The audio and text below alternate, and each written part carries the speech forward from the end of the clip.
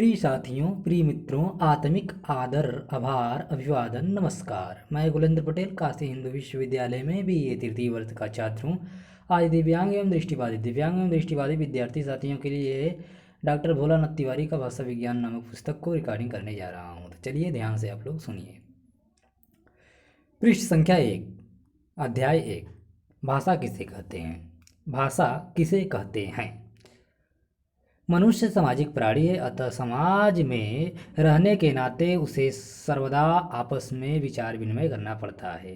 कभी हम स्फुट शब्दों या वाक्यों द्वारा अपने को प्रकट करते हैं तो कभी केवल सर हिलाने के से हमारा काम चल जाता है। समाज के धनी वर्गों में निमंत्रण देने के लिए पत्र लिखने या छपवाए जाते हैं। ठीक, धनी वर्ग में निमंत्रण देने के लिए पत्र या लिखवाए या छपवाए जाते हैं, तो गरीबों में या तो कुछ जातियों में हल्दी या सुपारी देना ही पर्याप्त होता है। स्काउट लोगों का विचार विनिमय झंडों द्वारा होता है, तो बिहारी के पात्र भरे भवन में करत है नैनन ही सो बात। चोर लोग अंधेरे में एक दूसरे का हाथ दबाकर ही अपने को प्रकट कर लिया करते हैं। इसी प्रकार करतल ध्वनि, हाथ हिलाकर संकेत करना, पास बुलाने, दाएं बाएं हटाने या कहीं भेजने आदि के लिए। चुटकी बजाना, आँख घुमाना, आँख दबाना, खांसना, मुंह बिचकाना, मुंह टेढ़ा करना, उंगली दिखाना, गहरी सांस लेना आदि अनेक प्रकार के साधनों द्वारा हमारे विचार विनिमय का कार्य चलता है। इन साधनों को हम निम्नांकित 3 वर्गों में विभाजित कर सकते हैं।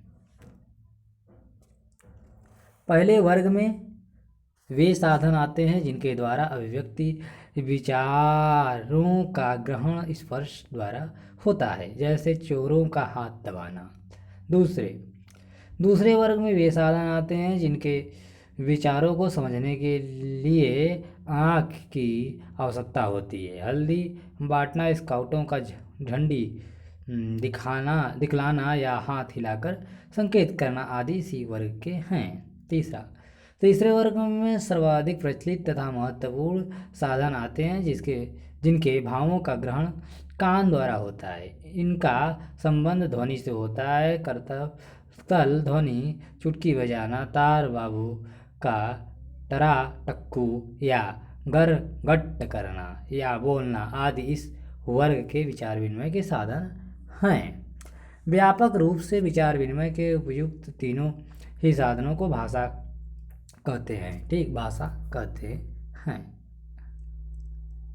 भाषा कहा जा सकता है, किंतु साधारणतः भाषा का इतना विस्तृत अर्थ नहीं लिया जाता। यह केवल साधनों के अंतिम या तीसरे वर्ग तक ही सीमित मानी जाती है, बल्कि उसका रूप और भी सीमित हो जाता है, क्योंकि उसमें ध्वनि उत्पन्न करने वाले सभी साधनों को स्थान न देकर केवल बोलने को स्थान दिया गया है। और बोलना भी मनुष्यों का, पशु पक्षियों का नहीं। मनुष्य में भोंगूंगा का बोलना नहीं, ऐसा बोलना जिसके द्वारा परस्पर बातचीत का किया जा सके, ठीक, की जा सकती हो। इस स्पष्टीकरण के बाद भाषा को परिभाषा का प्रश्न उठाया जा सकता है। व्यापक रूप में यदि भाषा की परिभाषा देना चाहें तो कह सकते हैं कि जिस साधन से हम अपने विचार या भाव दूसरों तक पहुंचा सकें वह भाषा है। जिस साधन से हम अपने विचार या भाव दूसरों तक पहुंचा सकें वह भाषा है। किंतु जैसा कि उपयुक्त संकेत किया जा चुका है, भाषा का सामान्यतः इतना व्यापक अर्थ नहीं लिया जाता। साथ ही भाषा विज्ञान में जिस भाषा का अध्ययन किया जाता है वह भी इतनी अधिक व्यापक नहीं है। विद्वानों ने भाषा की परिभाषा अनेक प्रकार से दी है। अच्छी हो परिभाषा पर पहुँचने के पूर्व हम उसकी विशेषताओं को देख लें। पहला, भाषा को प्रथम भाषा की प्रथम और सबसे आवश्यक विशेषता यह है कि वह प्रवक्ता के विचार आदि का श्रोता या पाठक तक पहुंचाती है, अर्थात वह सार्थक होती है जिसके आधार पर विचार विनिमय आदि किया जा सके। दूसरा, भाषा निश्चित प्रयत्न के फलस्वरूप मनुष्य के उच्चारण अवयवों से निःसृत ध्वनि समष्टि होती है। इसका आशय यह है कि अन्य साधनों से अन्य प्रकार की ध्वनियाँ जैसे चुटकी बजाना आदि से भी विचार विनिमय हो सकता है, किंतु वे भाषा के अंतर्गत नहीं हैं।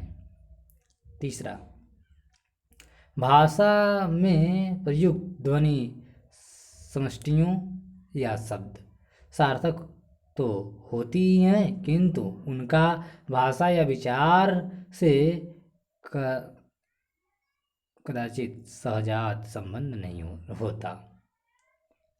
इसे ही आधुनिक विद्वानों जैसे वर्नंड ब्लॉक ट्रगर या स्टुटवर्ट आदि ने भाषा का यादृच्छिक या माना हुआ ध्वनि प्रतीक होना कहा है। आशा है कि किसी ध्वनि समष्टि या शब्द का जो अर्थ है वह परंपरा के कारण यूं ही बिना किसी नियम या कारण आदि के मान लिया गया है। ठीक, आदि के मान लिया गया है। यदि यह संबंध सहजात या स्वाभाविक या नियमित होता तो सभी भाषाओं में शब्दों का साम्य मिलता है। अंग्रेजी में यूं याटर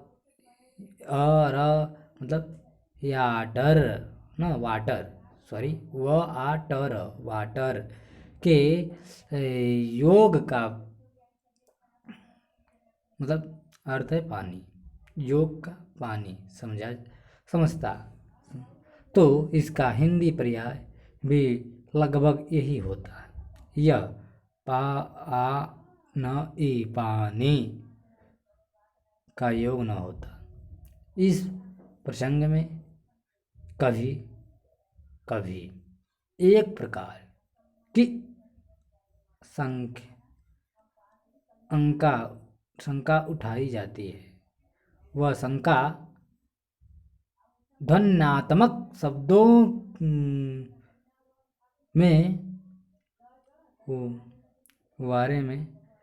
ध्वन्यात्मक शब्दों के बारे में है। ठीक, प्यारे साथी, थोड़ा मीटर गया है, बहुत पुराना पुस्तक से यह बनाया गया PDF है, इसलिए लोगों की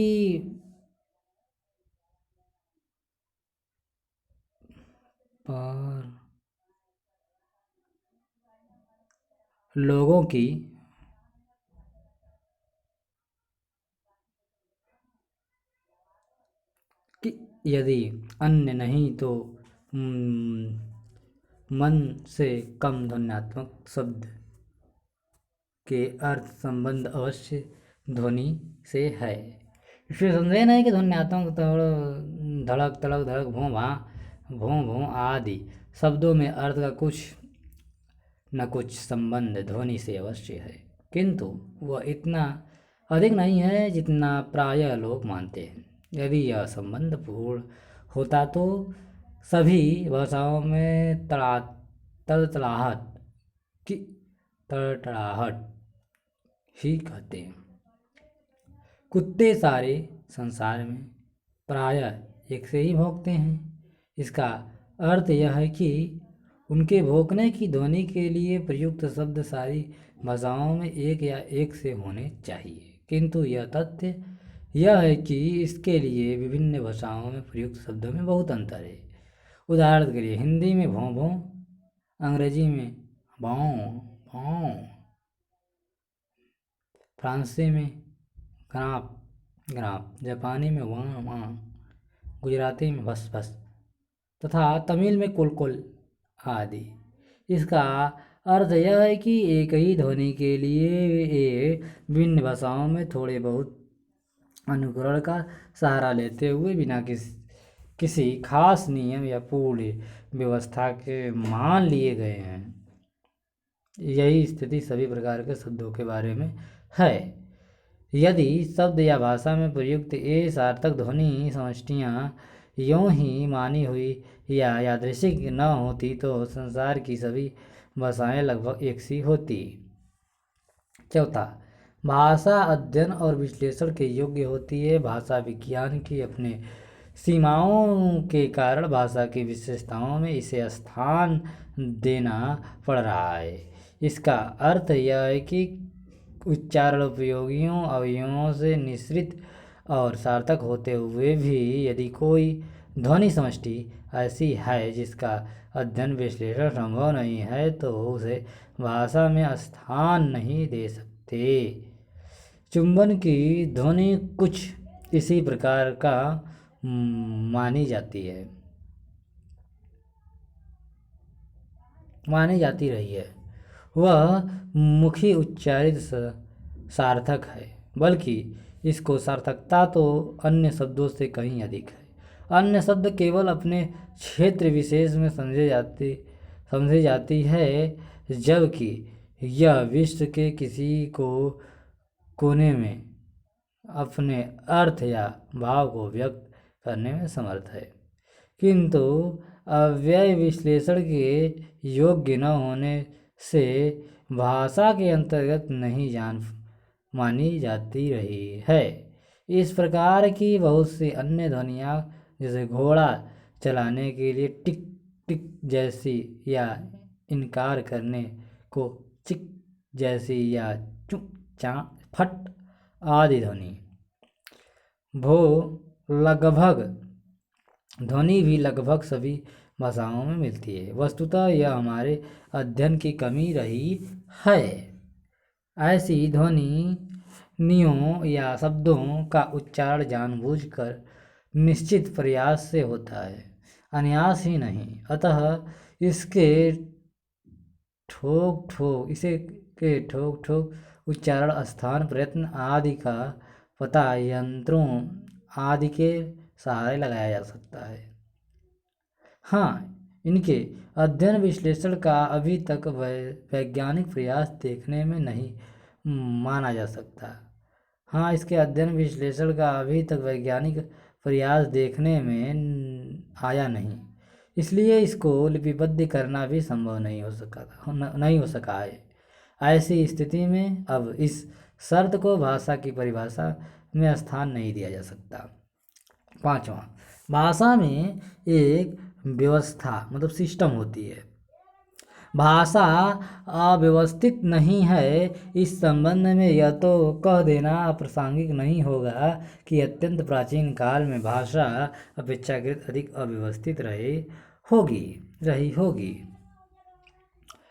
ज्यों-ज्यों हम विकास कर रहे हैं, हमारी भाषाएं अधिक व्यवस्थित और नियमित होती जा रही हैं।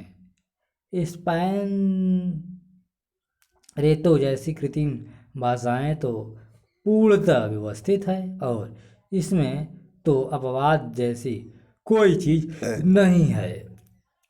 छठा, एक भाषा का प्रयोग एक विशेष वर्ग या समाज में होता है, उसी में वह बोली और समझी जाती है।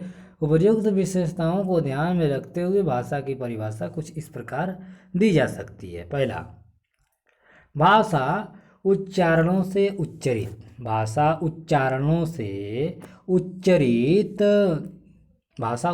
उच्चरित अध्ययन विश्लेषणी यादृच्छिक ध्वनि प्रतीकों की वह व्यवस्था है जिसके द्वारा एक समाज के लोग आपस में भावों और विचारों का आदान प्रदान करते हैं।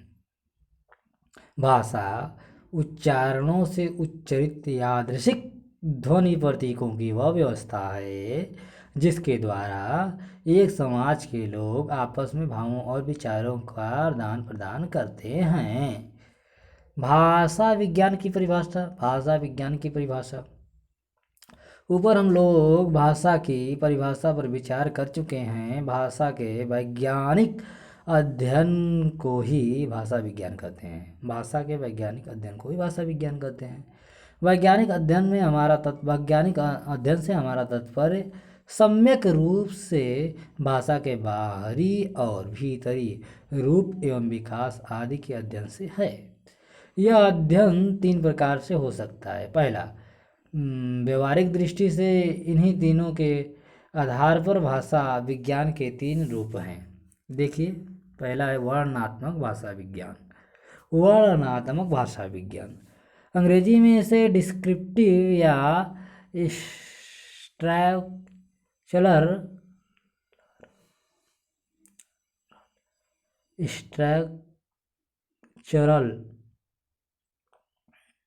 लिंग्विस्टिक कहते हैं। इसमें किसी भाषा का किसी एक काल में वर्णन किया जाता है। एक काल में वर्णन का अर्थ यह है कि किसी निश्चित काल में किसी भाषा में कौन कौन सी ध्वनियाँ थीं या हैं, उनकी प्रकृति क्या थी, किस किस प्रकार के रूपों मतलब पदों का प्रयोग होता था, उसकी रचना कैसी होती थी तथा उस भाषा में वाक्य गठन आदि के नियम क्या थे आदि। जैसा कि ऊपर संकेत किया जा चुका है, अंग्रेजी में प्रायः स्ट्रक्चरल और डिस्क्रिप्टिव लिंग्विस्टिक का अर्थ एक है, पर यथार्थतः यदि गहराई से देखा जाए तो दोनों में अंतर है।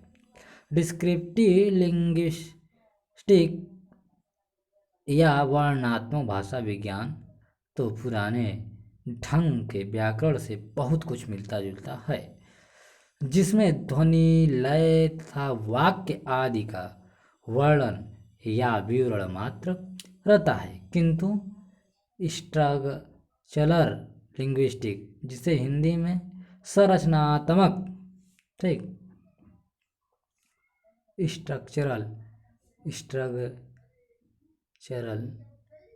संरचनात्मक भाषा विज्ञान कहते हैं या कह सकते हैं, में इस प्रकार के वर्णन या विवरण के नाम उनका या भाषा की संरचना के उपादानों का पूरा विश्लेषण नहीं रहता है।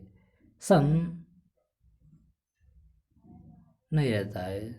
पूछा जाए तो आजकल डिस्क्रिप्टिव या स्ट्रक्चरल नाम से भाषा विज्ञान का जो रूप अमेरिका आदि में प्रचलित है, उसकी विशेषता यह विश्लेषण ही है। इसलिए भाषा विज्ञान के इन नवीन रूपों को प्रयुक्त नामों की अपेक्षा विश्लेषणात्मक भाषा विज्ञान कहना कहीं अधिक उचित होगा। इस प्रसंग में इतना और जोर देना अनुचित न होगा कि इस प्रकार के अध्ययन को प्रेरणा पश्चिमी विद्वानों को पाणिनि की अष्टाध्यायी से मिली, जो भाषा के विश्लेषणात्मक अध्ययन के क्षेत्र में आज भी अकेला है। यूरोप और अमेरिका के विद्वानों ने एकाधिक बार इसे स्पष्ट शब्दों में स्वीकार किया है। वर्णनात्मक भाषा विज्ञान में प्रायः जीवित भाषाओं का ही अध्ययन होता है, किंतु प्राचीन भाषाओं का भी अध्ययन किया जा सकता है। आगे हम देखेंगे कि भाषा विज्ञान में ध्वनि, रूप, वाक्य, अर्थ आदि का अध्ययन होता है, किंतु वर्णनात्मक भाषा विज्ञान के विद्वान इसमें भाषा के केवल ध्वनि, रूप और वाक्य का अध्ययन करने के पक्ष में हैं। अर्थ का अध्ययन इसके क्षेत्र से बाहर माना जाता है। दूसरा, ऐतिहासिक भाषा विज्ञान। ऐतिहासिक भाषा विज्ञान एक प्रकार से किसी भाषा के विभिन्न निकालों के वर्णनात्मक तथा विश्लेषणात्मक अध्ययन का योग है। इसमें ध्वनि, रूप आदि का दृष्टि से किसी भाषा के पूरे जीवन, विकास या इतिहास पर विचार किया जाता है। तीसरा, तुलनात्मक भाषा विज्ञान। इसमें दो या दो से अधिक भाषाओं की ध्वनि, रूप, वाक्य तथा शब्द समूह आदि की दृष्टि से एक या भिन्न वालों में तुलना की जाती है। परंपरागत रूप में प्रायः ऐतिहासिक और तुलनात्मक भाषा विज्ञान को एक ही माना जाता है, बल्कि यह कहना भी अनुचित न होगा कि प्राचीन काल, ठीक, प्राचीन काल लगभग 1125 के पूर्व का भाषा विज्ञान तुलनात्मक और ऐतिहासिक ही था, इसलिए उसे तुलनात्मक भाषा विज्ञान या ऐतिहासिक ऐतिहासिक भाषा विज्ञान कहते थे।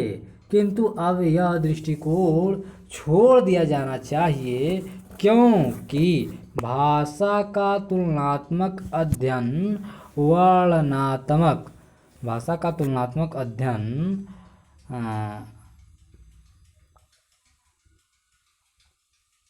वर्णनात्मक और ऐतिहासिक दोनों ही प्रकार का हो सकता है।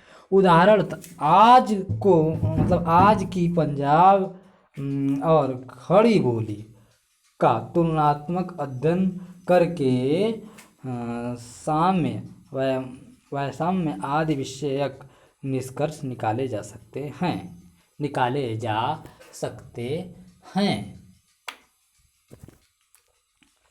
दूसरी ओर इन दोनों भाषाओं के इतिहास का या विकास का भी तुलनात्मक अध्ययन हो सकता है। इसके आधार पर यह पता चलता है कि किन किन काल में किस किस रूप में एक से अधिक दूसरी पर अपना प्रभाव डाला। कहना न होगा कि ये दोनों प्रकार के अध्ययन तुलनात्मक हैं, यद्यपि प्रथम केवल वर्णनात्मक है, दूसरा ऐतिहासिक, इसलिए तुलनात्मक भाषा विज्ञान को अलग स्थान देना उचित है। हाँ, यह अवश्य है कि तुलनात्मक भाषा विज्ञान के वर्णनात्मक और ऐतिहासिक दो उपशाखाएं मानी जा सकती हैं, क्योंकि तुलना वर्णनात्मक और ऐतिहासिक दोनों दृष्टियों से संभव है, जैसा कि ऊपर संकेत किया जा चुका है। भाषा विज्ञान के उपर्युक्त तीनों रूपों के आधार पर यह भी कहा जा सकता है कि भाषा का अध्ययन वर्णनात्मक, ऐतिहासिक और तुलनात्मक इन तीनों पद्धतियों से किया जाता है। इन तीन के अतिरिक्त भाषा विज्ञान या भाषा अध्ययन का एक प्रायोगिक रूप भी अब विकसित हो गया है, जिसे प्रायोगिक भाषा विज्ञान अप्लाइड लिंग्विस्टिक कहते हैं।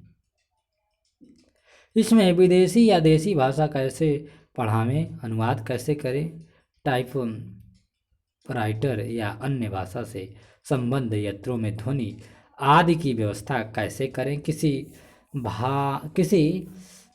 भाषा का व्याकरण कैसे बनाएं, क्षेत्रकार कैसे करें, ठीक, लोगों की उच्चारण विषयक अशुद्धियों आदि को कैसे दूर करें, आदि प्रायोगिक बातों को लिया जाता है। उपयुक्त विवेचन के आधार पर भाषा विज्ञान के निम्नलिखित प्रकार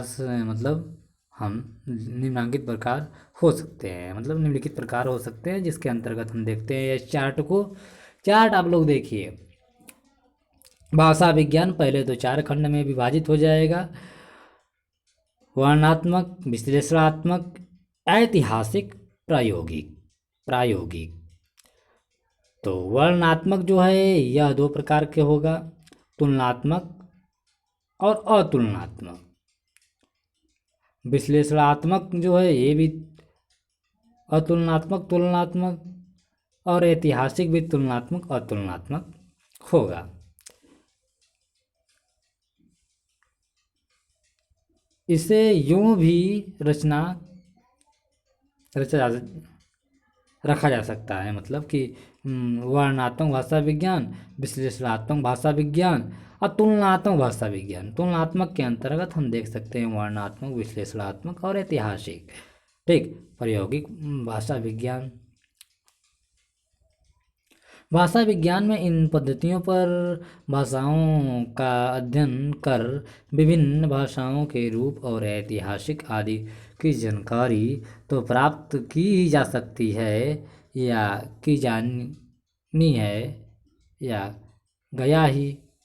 इसी अध्ययन के आधार पर भाषा की उत्पत्ति, उसकी आरंभिक अवस्था, विकास, बाह्य और आंतरिक तथा गठन आदि के संबंध में सिद्धांतों का निर्धारण भी होता है। इसका आशय यह है कि भाषा विज्ञान के अध्ययन के दो रूप हैं। एक तो भाषाओं का वर्णनात्मक, तुलनात्मक, ऐतिहासिक या प्रायोगिक अध्ययन, और दूसरे उस अध्ययन के आधार पर भाषा के संबंध में सामान्य सिद्धांतों का अध्ययन और निर्धारण। आगे फिर इन सिद्धांतों के आधार पर भाषाओं का अध्ययन होता है। इस प्रकार दोनों रूप एक दूसरे का सहारा लेते हुए आगे बढ़ते हैं।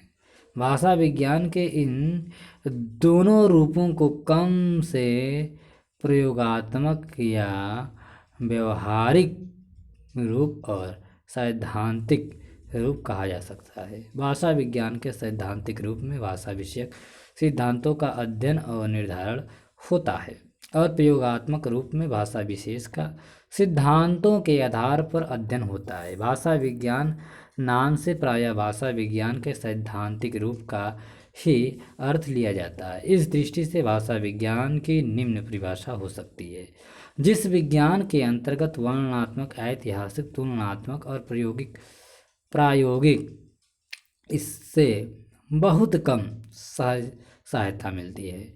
अध्ययन के सहारे भाषा मतलब विशिष्ट नहीं अपितु सामान्य की उत्पत्ति, गठन, प्रकृति एवं विकास आदि की सम्यक व्याख्या करते हुए इन सभी के विषय में सिद्धांतों का निर्धारण हो उसे भाषा विज्ञान कहते हैं। भाषा विज्ञान का यदि केवल सैद्धांतिक रूप ही दृष्टि में न रखा जाए तो कहा जा सकता है। भाषा विज्ञान की एक परिभाषा देखिए। भाषा विज्ञान वह विज्ञान है जिसमें भाषा विशिष्ट, कई और सामान्य का वर्णनात्मक, ऐतिहासिक, तुलनात्मक दृष्टि से अध्ययन और तद्विषयक सिद्धांतों का निर्धारण किया जा सकता है। ठीक। भाषा विज्ञान का नाम देखिए भाई। भाषा विज्ञान के लिए आरंभ में जिन शब्दों का प्रयोग हुआ उनमें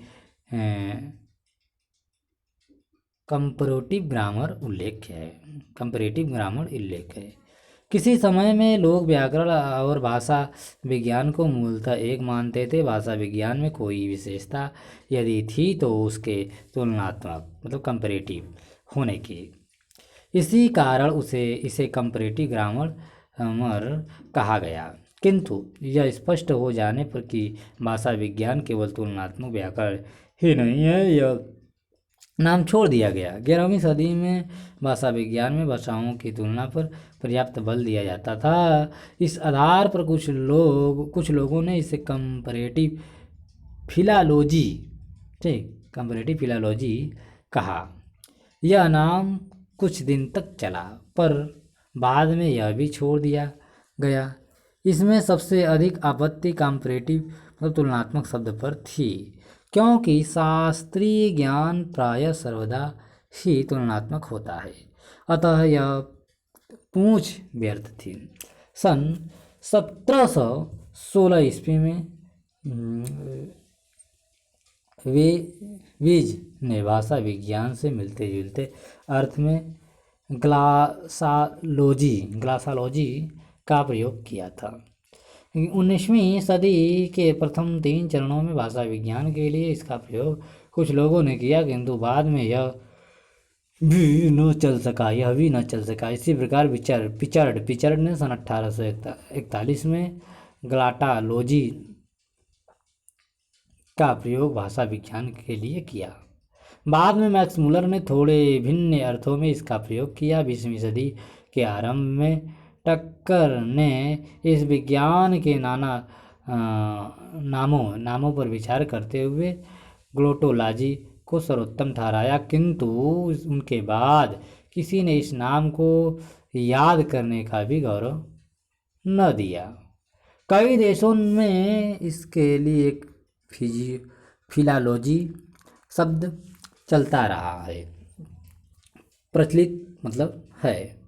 फिलोलॉजी मूलतः यूनानी भाषा का शब्द है जिसमें फिलोस का अर्थ है प्यार या प्रेमी और लोजेज का अर्थ है बातचीत। शब्द या भाषा आदि यूनानी से लैटिन में इसका रूप फिलोलॉजी और फ्रांसीसी में फिलोलॉजी हुआ। अंग्रेजी में फिलालोजी शब्द का प्राचीनतम प्रयोग सन 1386 ईस्वी में मिलता है। उस समय इसका अर्थ था व्याकरण, आलोचना, साहित्य और ज्ञान का प्रेम। बाद में विकसित होकर इसका अर्थ हो गया वह ज्ञान जो ग्रीक और लैटिन आदि क्लासिकल भाषाओं को समझने में सहायता दे। भाषा विज्ञान के लिए अंग्रेजी में इस शब्द का पहला प्रयोग 18वीं सदी के दूसरे दशक में मिलता है। बीच में जैसा कि ऊपर संकेत किया गया है, इसके साथ कंपैरेटिव शब्द भी जोड़ दिया गया था, पर फिर व्यर्थ समाप्त कर हटा दिया गया। भाषा विज्ञान के आधुनिक विद्वान अब इन शब्दों को पसंद नहीं करते हैं। फ्रांसीसी भाषा में तो इस फिलोलॉजी का प्रयोग पाठ विज्ञान के लिए भी होता है, और यूँ अंग्रेजी, फारसी और जर्मनी में फिलोलॉजी में भाषा के अध्ययन के अतिरिक्त साहित्य शैली तथा इनसे संबंधित सांस्कृतिक प्रवृत्तियों का अध्ययन आदि भी आता है। कभी कभी इसका अर्थ साहित्य शास्त्रीय दृष्टि से भाषा का अध्ययन भी किया जाता है। अंग्रेजी में इस विज्ञान के लिए साइंस ऑफ लैंग्वेज नाम भी चलता है, पर यह वटा होने से नाम जैसा नहीं लगता। आज इसके लिए अधिक प्रचलित और कदाचित ठीक भी है शब्द है लिंग्विस्टिक्स है। इसका आधार लैटिन शब्द लिंग्वेज मतलब जीन है। मूलतः भाषा विज्ञान के अर्थ में लिंग्विस्टिक रूप से में यह शब्द फ्रांस में चला और वहाँ से लिंग्विस्टिक रूस में 19वीं सदी के चौथे दशक में यह अंग्रेजी के गृहात हुआ और लगभग 2 दशकों तक इसी रूप में चलता रहा।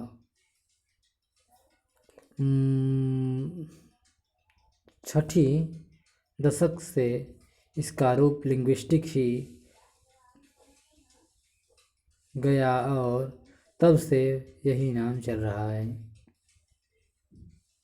फ्रेंच में यह अब भी लिंग्विस्टिक्स है। जर्मनी में स्पेलिस्टिक्स है, जिसका अर्थ है भाषा विज्ञान ही है। यही दशा रूसी की भी है। उसमें याजिकोनिक शब्द है, जिसमें याजिको तो भाषा याजिवा है और यूनानी विज्ञानियों फिलोलॉजी या तथा लिंग्विस्टिक्स का भी चलते हैं। भारत में ठीक आज के अर्थ में तो भाषा विज्ञान जैसा विषय पहले कभी नहीं था, किंतु उसके समीपवर्ती अर्थों में प्राचीन काल में निर्वचन शास्त्र, व्याकरण, शब्द अनुशासन तथा शब्द शास्त्र आदि का प्रयोग होता था। आधुनिक काल में तुलनात्मक भाषा शास्त्र, शास्त्र, भाषा विज्ञान, भाषा विचार, तुलनात्मक भाषा विज्ञान, शब्द शास्त्र, शब्द भाषा तत्व, शब्द तत्व आदि शब्द हिंदी, मराठा, बांग्ला आदि में प्रयुक्त हो रहे हैं। हिंदी में भाषा विज्ञान अपेक्षाकृत अधिक प्रचलित हो गया है। यूँ कुछ लोगों का कहना है कि भाषा विज्ञान शब्द फिलॉलॉजी का प्रतिशब्द था और आज फिलोलॉजी इस विज्ञान के नए अर्थ का द्योतक नहीं है। अतः भाषा विज्ञान शब्द को फिलोलॉजी का प्रतिशब्द मानकर उसी के स्थान पर प्रयुक्त करना चाहिए और लिंग्विस्टिक के अर्थ में भाषा तत्व को अपना लेना चाहिए। किंतु तथ्य यह है कि भाषा विज्ञान शब्द फिलोलॉजी का समानार्थी भले ही रहा हो, पर हिंदी आदि में उसका प्रयोग और अर्थ लिंग्विस्टिक्स से भिन्न नहीं रहा है।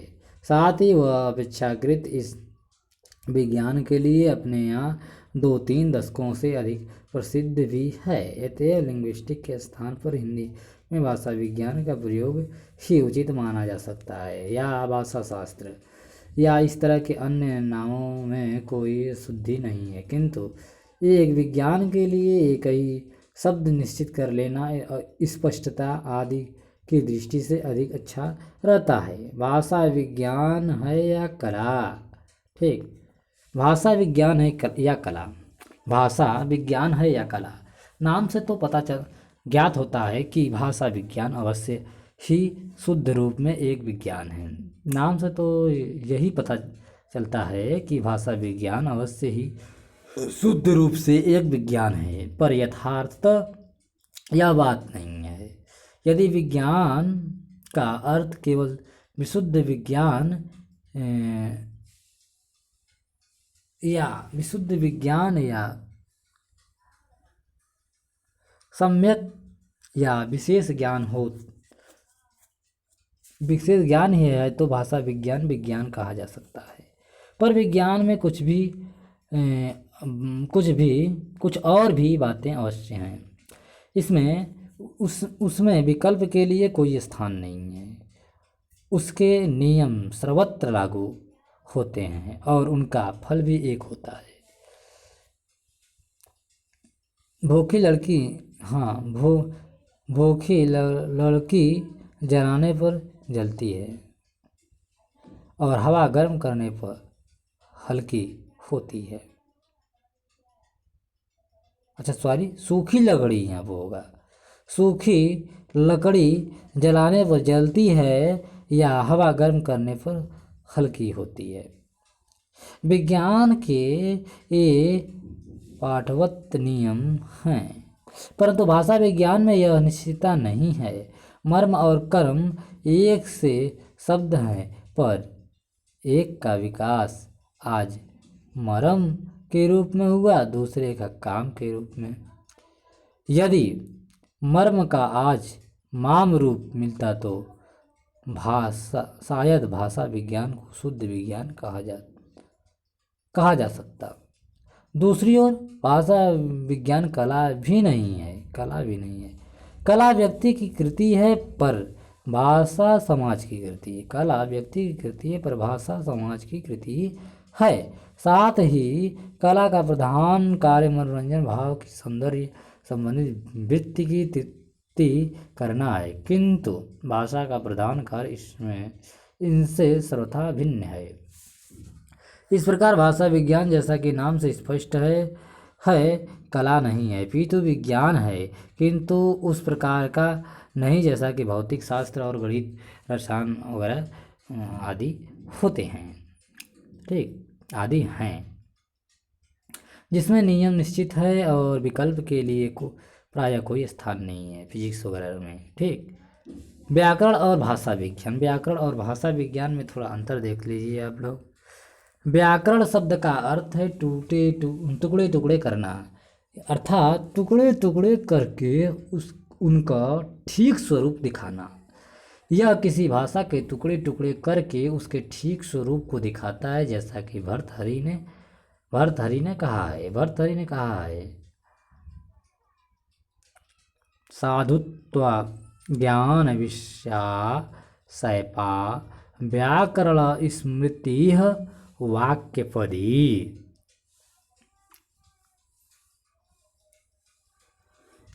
यह शुद्ध और अशुद्ध प्रयोग का ज्ञान कराता है।